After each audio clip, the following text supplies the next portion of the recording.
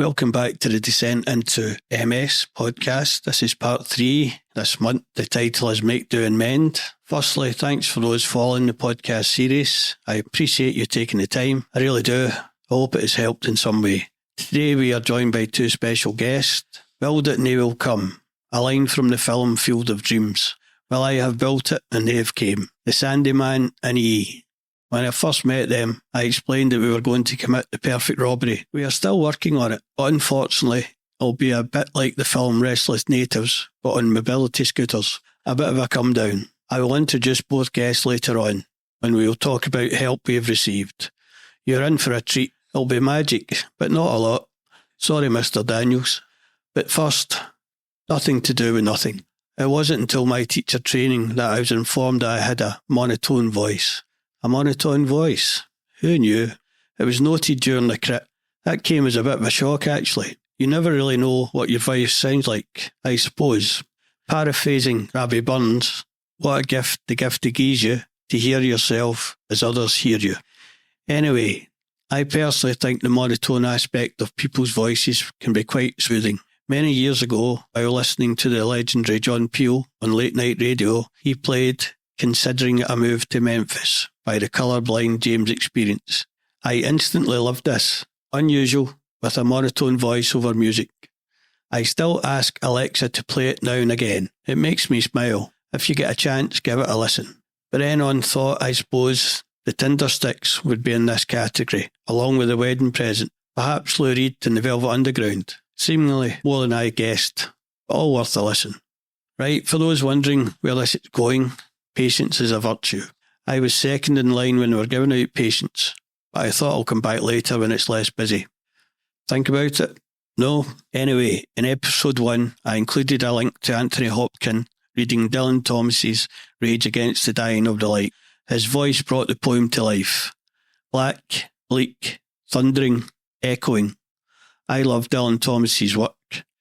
Another poem of his that I would recommend is Fernhill, but then that's for another episode maybe. As I have said several times, different can be good. Bob Dylan playing electric guitar at the Newport Folk Festival blew people away. I have always enjoyed his Highway 61 album.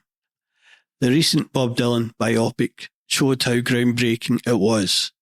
It was met with a mixed reaction, some shocked, some surprising, some delighted. To have been there and to witness it must have been unforgettable. The noise, the thundering electric music through the amps. Amazing, different, but good. Anyway, I digress. I am no longer Ronnie Corbett. My objective is to help others, mend and make do.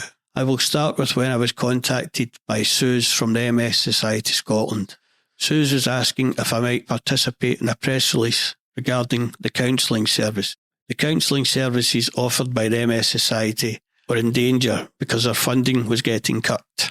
This saddened me. In fact, it angered me. If I hadn't been offered counselling when first diagnosed, I don't know where my head would be now. A Pollock abstract, probably. It wouldn't be mended. It wouldn't be mended so that I could make do. On the first meeting with my MS nurse, Mary Trez, she advised me that counselling would help me get my head around what was happening. She referred me to MS Society Scotland. Your MS nurse has a wealth of knowledge. A short time later, I was contacted by Nikki. Nikki explained that the counselling could be face-to-face or online and would start with 6 sessions, with more available if required. Nikki also explained the service was available for family members too. I requested face-to-face appointments. I reckoned that face-to-face you can't hide. Within no time at all, I was meeting my counsellor Neil once a week. This took place in his office, close to Glasgow Central Station. The entrance to the building is unassuming. I got the lift to the 4th floor. Because of the blandness of the building, I thought it was a disguise. I expected the lift doors to open to a high-tech control room for MI5 or the Secret Services, with lots of commotion and noise. Q would be handing 007 a new watch, a Fitbit Pro, but better. The next scene in my head has Mr. Bond speeding in his open-top sports car by the shores of a beautiful Lake Garda. He knew the watch Q had given him come in useful. The glamorous gal beside him was being taken for dinner. On this journey, the gal talked constantly about her coffee afternoon this week before with her gal pals. She never paused for a breath, except to ask occasionally, "Are you listening, James?" If her chat wasn't constant, it was just all the time. She described in detail what they wore, what they ate, their new job, new boyfriends. James turned to her. He looked at this beautiful woman, looking a bit like Audrey Hepburn. He thought hard. She was beautiful. He thought again. His finger hovered over the secret button on his watch. Decision made. 007 pressed the button on the watch. The passenger seat was actually an ejection seat. As this vixen flew up and back, James said, "Ciao, darling. I hope the parachute works." The grin returns to his face as tranquility settles. "Plenty more fish in the sea, Q, old boy," he whispers as he accelerates off. Hold on. No, we digress again. Quiet, Ronnie. The Secret Service Department must be on the next floor. To be honest, on the train to the first appointment, I was sceptical. What would I say? Would it last a full hour? To my surprise, the time flew in. I was actually looking forward to the next appointment. All in all, I attended 9 sessions. My counsellor Neil helped to put my thoughts in order. Neil offered suggestions and helped me find the words that I couldn't find. Neil listened and never judged. The service really helped me, and I would definitely recommend it. I talked about MS, but also about my family, work, the future, my hopes and worries, all discussed and debated. On leaving after each session, I imagined Neil reaching into a filing cabinet, pulling out a bottle of whiskey and taking a large slug. Taking off his trilby hat, Neil would open his jacket to take his handgun from its holster and place it on the desk. He would unbutton his collar, loosen his tie. Neil would light up a smoke and sit on the desk. A glamorous gangster's mole would walk in, looking for help. Neil would turn towards her and say, "Hey, beautiful, what are you doing this side of the tracks?" This doll wasn't looking for MI5. She was looking to get talked back from the edge, and this blonde bombshell was in the right place. This made me smile. Although there was no filing cabinet in the room, no whiskey, hopefully the gun was just a fancy cigarette lighter. I can only thank Nicky and Neil for their help and support. A genuine thank you. It would sadden me greatly if this service had to be withdrawn due to lack of funding. It really would. Neil helped mend me at this point. He really did.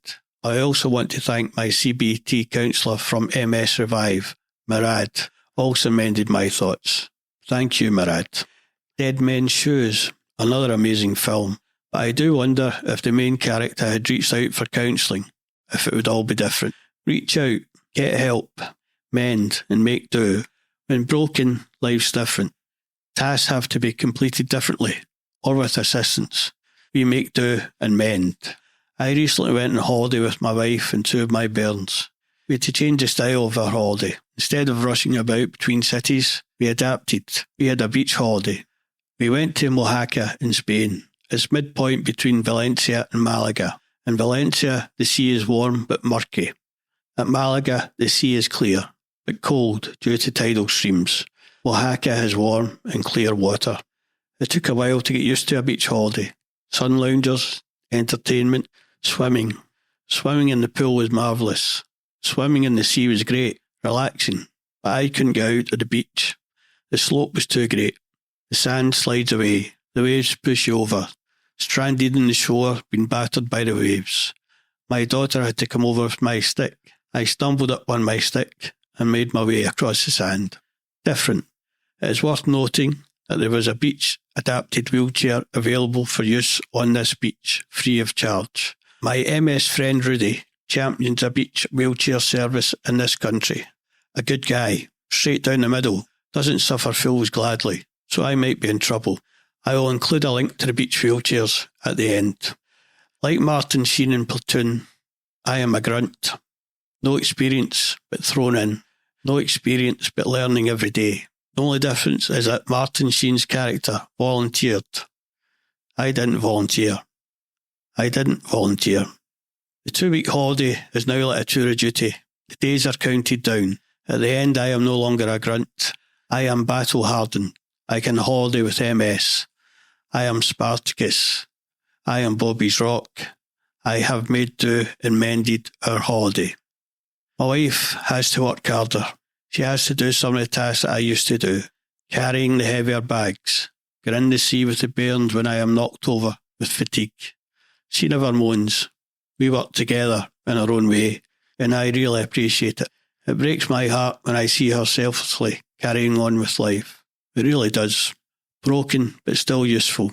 Spartacus can make out and mend.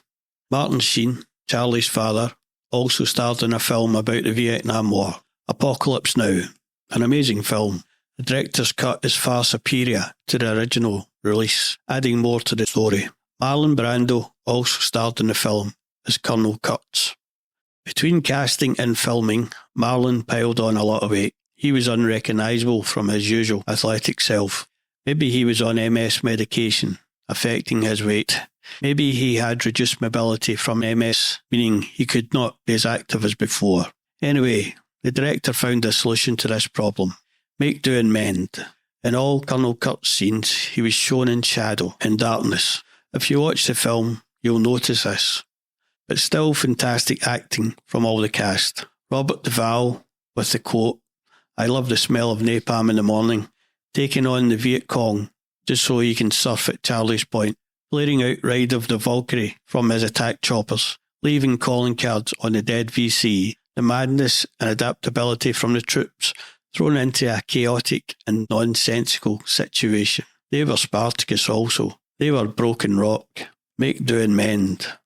Anyway, opportunity can arise from change. Last Easter, my son and I went to Toulouse for a short break. £40 return flights from Edinburgh. Fantastic.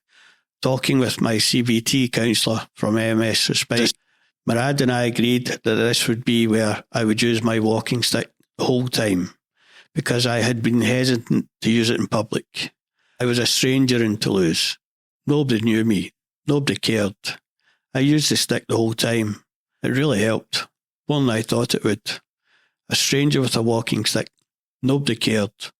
On the break, we walked about, taking frequent breaks, using fatigue management techniques learned at MS Revive and St Andrew's Hospice outpatients. We worked out when to rest, when to do nothing, not to set unrealistic expectations. It worked well. We even fitted in a day trip to Lourdes, which is even better than I had hoped for. A beautiful grotto and a breathtaking location. Overall, a successful break. Different from before. Slower. Managed. Not conspicuous about the stick. Different, but a success. We mended and we made do. The only real difficulty that we had was when we checked out on the last day. Our case had no wheels. It was too heavy to carry after a while. A problem. So we found a nice park in the city centre. It had a fountain and trees and lots of benches. It was busy. We sat in the sunshine on a bench with our luggage. We enjoyed the sounds and sights. We would take turns watching the luggage while the other would go a short walk to fetch coffees or water or a bite to eat. Different but successful. We worked within our constraints. It worked. We made do and mended. During our stay at the bench, we met a local man called Keith. I think Keith may have been down on his luck. I think Keith spent most of his days in the same or similar locations. Keith spoke broken English. My son Luke speaks good French. Between the three of us, we could have a chat.